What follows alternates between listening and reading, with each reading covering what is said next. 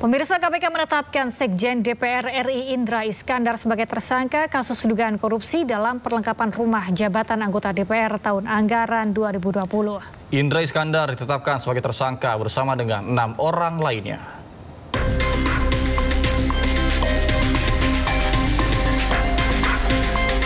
KPK menetapkan Sekjen DPR RI Indra Iskandar sebagai tersangka kasus dugaan korupsi dalam perlengkapan rumah jabatan anggota DPR tahun anggaran 2020. Indra Iskandar ditetapkan sebagai tersangka bersama 6 orang lainnya. Meski telah ditetapkan sebagai tersangka, KPK belum melakukan penahanan terhadap Indra Iskandar dan 6 tersangka lain. Penahanan ke-7 tersangka tersebut masih menunggu penghitungan kerugian keuangan negara. KPK juga belum merinci siapa ke-6 tersangka lainnya. Kok belum ada penahanan? Ya, ini mungkin masalah pembagian perkara saja, di Satgas saja. Itu mungkin karena Satgasnya itu, saya barusan cek juga tadi ke Satgasnya. Mungkin ada beberapa yang harus diprioritaskan sehingga itu menjadi sifatnya hanya diri saja, nanti pasti akan ada penyelesaian. Sementara itu, dalam proses penyidikan, KPK telah menggeledah 4 lokasi berbeda di wilayah Jakarta. Tim KPK juga telah menyita sejumlah dokumen pengerjaan proyek hingga transaksi keuangan berupa transfer uang. Tim Liputan iNews melaporkan.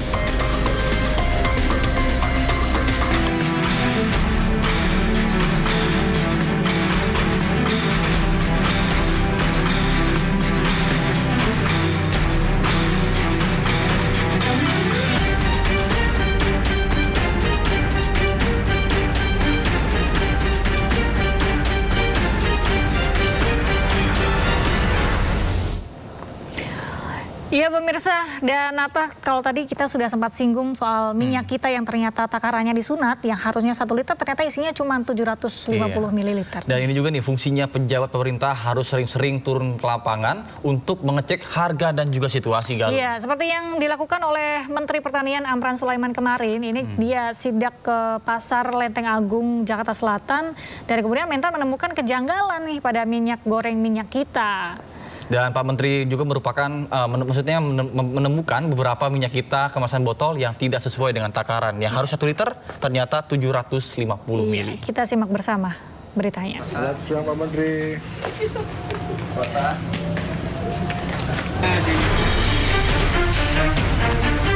Menteri Pertanian Andi Amran Sulaiman bersama Satgas Pangan Kepolisian melakukan sidak sejumlah bahan pokok di Pasar Lenteng Agung Jagakarsa, Jakarta Selatan. Rp18.000. Masih atas saya itu berarti Ya. Dalam sidak tersebut, Mentan menemukan beberapa produsen minyak kita kemasan botol 1 liter yang tidak sesuai takaran tertulis. Saat dilakukan pengecekan langsung di lokasi, minyak kita kemasan botol hanya terisi 750 hingga 800 liter. Berbeda dengan kemasan minyak kita plastik yang takarannya pas. Menteri Pertanian Andi Amran Sulaiman mengatakan, dengan adanya temuan ini, pihaknya akan menindak tegas kepada para produsen minyak kita yang mengeluarkan kemasan botol merek minyak kita dengan ukuran 1 liter, tapi tidak sesuai takaran. Kami minta ada PT-nya nih, PT Arta Eka Global Asia. Kami minta diproses, kalau terbukti ditutup. Kami minta diproses, bila terbukti disegel ditutup. Nggak boleh ini merugikan rakyat Indonesia, merugikan masyarakat yang sedang melaksanakan ibadah puasa. Dan di luar ibadah puasa, ini tidak boleh terjadi. Di sini tertulis 1 liter, tetapi hanya 0,75 liter, 0,8 liter. Pemerintah tak main-main dalam penindakannya ini, sehingga ke depan akan memastikan langsung ke produsen minyak kita. Dari Jakarta, Rizky Falufi, iNews melaporkan. Ya, ini minyak goreng disunat, jadi warga juga bukan hanya prihatin soal minyak goreng, tapi kita perlu prihatin juga selama bulan Ramadan ini karena sejumlah bahan pokok di pasar tradisional ini mengalami kenaikan. Betul, terutama dengan harga bawang yang mencapai Rp70.000 per 1 kilogramnya. Ya, kita lihat bagaimana harga-harga kebutuhan pokok di pasar Kebayoran Lama, pemirsa.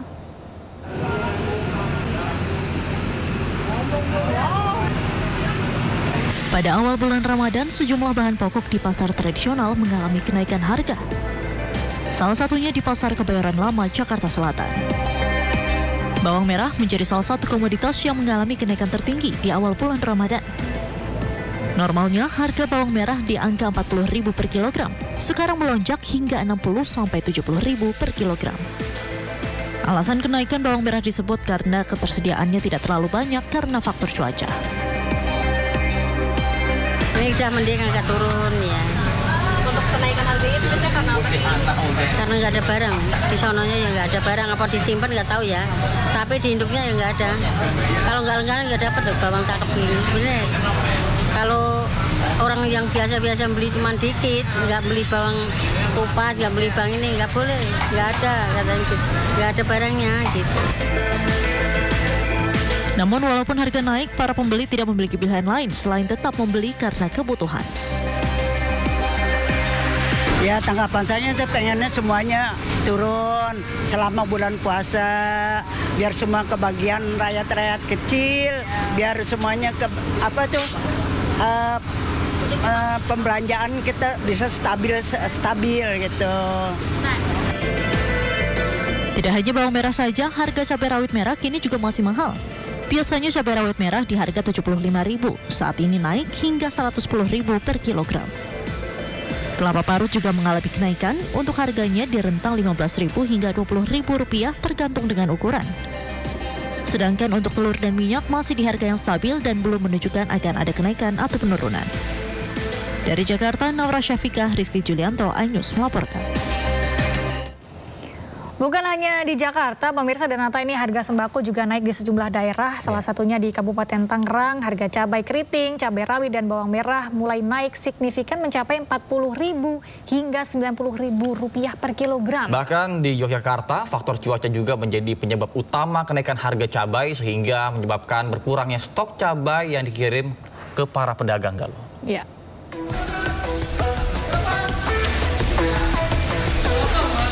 Kurangnya pasokan bahan pokok ditambah memasuki bulan puasa di Kabupaten Tangerang, Banten, harga cabai keriting, cabai rawit, dan bawang merah mulai naik signifikan, mencapai Rp40.000 hingga Rp90.000 per kilogram.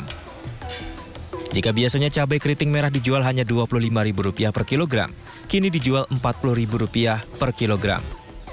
Sementara untuk rawit, meroket naik sebelumnya Rp70.000 menjadi Rp90.000 per kilogram. Dan bawang merah dari Rp30.000 menjadi Rp50.000. Akibat kenaikan harga tersebut, sejumlah pembeli mengeluh harus mengeluarkan uang lebih banyak. Ini gimana nih, Bu? Ada kenaikan, Bu? Mengeluh lah. Ada dikurangin jadinya belanjanya, Bu, ya? Iya. Harapannya nih, Bu, bagi pemerintah nih gimana nih, Bu? Harapan? Harapannya menurun lagi. Normal lagi, Bu, ya? Iya, normal. Ya bagi masyarakat mah kenaikan ya berat lah.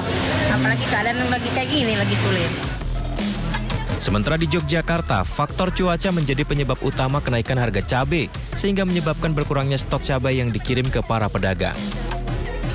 Sejak hari pertama puasa, komoditas cabai mengalami kenaikan harga yang cukup tinggi di Pasar Beringharjo, Yogyakarta. Cabai jenis rawit dihargai Rp100.000 per kilogram, bahkan mencapai Rp110.000 pada H+3 bulan puasa. Petikan panenan cabai sendiri sedikit, permintaan banyak tapi kesediaan barang sedikit. Sedangkan sejumlah komoditas sayuran juga mengalami kenaikan Rp2 hingga Rp3.000. Tim Liputan iNews melaporkan.